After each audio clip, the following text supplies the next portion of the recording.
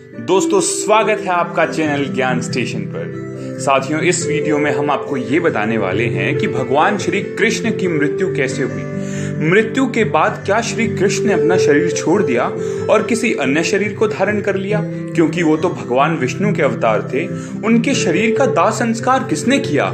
ये ऐसे सवाल हैं जिनका जवाब जानने की जिज्ञासा हर किसी के मन में होती है। तो चलिए हम आपको बताते हैं कि आखिर भगवान होते हुए भी श्री कृष्ण जी की मृत्यु कैसे हो गई। तो दोस्तों, आपने इस वीडियो को आखिर तक देखना है और अगर आप ज्ञान स्टेशन यूट्यूब चैनल पर नए हो तो इस चैनल को जल्द से जल्द सब्सक्राइब करें और यदि आप श्री कृष्ण जी को भगवान मानते हो तो कमेंट्स करके जरूर बताना।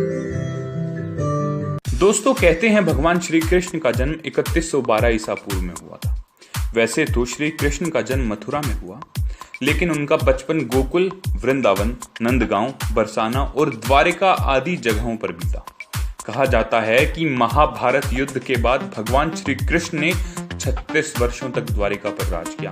इसके बाद उन्होंने अपना शरीर त्याग दिया, यानी उनकी मृत्यु हो गई। उस समय उनकी आयु 125 वर्ष थी।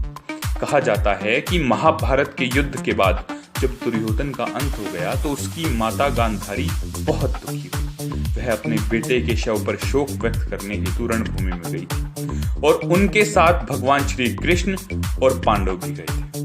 गांधारी अपने पुत्रों की मृत्यु से इतनी दुखी हुई कि उन्होंने भगवान श्री कृष्ण को 36 वर्षों के बाद मृत्यु का शाप दे दिया।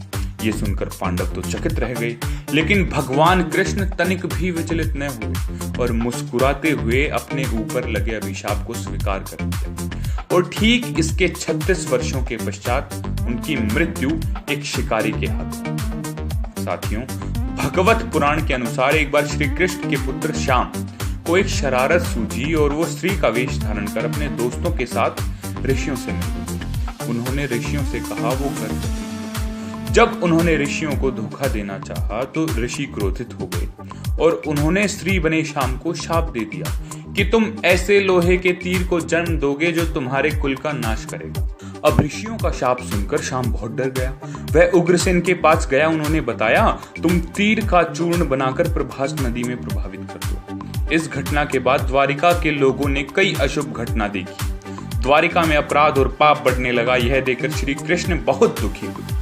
उन्होंने अपनी प्रजा को द्वारिका छोड़कर प्रभास नदी के तट पर रहने के लिए कहा। सब लोग उनकी बात मानकर प्रभास नदी के किनारे पर चले गए। वहां जाकर वे शराब के नशे में रहने लगे और एक दूसरे के साथ लड़ने लगे और लड़ते लड़ते उसके कुछ दिनों बाद बलराम भी मर गए।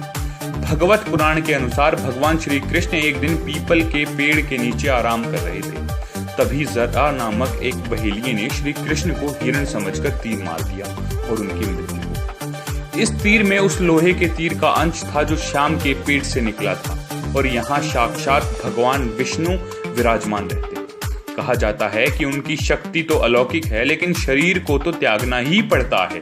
जब भगवान श्री कृष्ण की लीला समाप्त हो गई तो वे अपने शरीर को छोड़कर स्वर्ग लोक चले गए। तब पांडवों ने उनका शरीर जला दिया, लेकिन उनके बाद उनके शरीर का एक हिस्सा, दिल, जलता ही रहा। तब पांडवों ने उनका दिल नदी में प्रवाहित कर दिया, जो एक लट्ठा बन गया। दोस्तों, आप कमेंट्स करके जरूर बताना कि आपको ये वीडियो कैसी लगी और अगर अभी तक इस वीडियो को लाइक नहीं किया तो लाइक कर दीजिए और ऐसी ही ज्ञान से भरपूर वीडियो पाने के लिए ज्ञान स्टेशन यूट्यूब चैनल को सब्सक्राइब जरूर करें। धन्यवाद दोस्तों, मिलते हैं अगली वीडियो में एक नए टॉपिक के साथ।